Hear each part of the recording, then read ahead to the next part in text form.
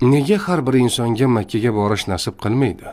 Nega minglab insonlar Ka'bani ko'rishni orzu qiladi, ammo unga faqat ba'zilargina yetadi? Bu tasodifmi? Yo'q.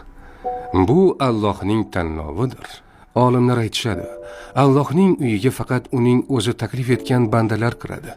Makka turistik joy emas, bu yaratuvchining uyidir.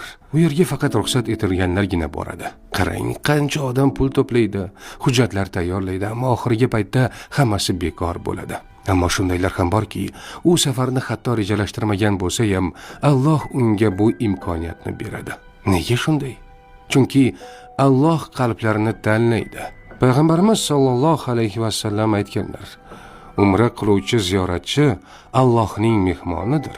U zot ularni chaqirdi va ular javob berdilar. Agar ular undan bir narsa so'rasalar, Alloh ularga beradi. Agar mag'firat so'rasalar, Alloh ularga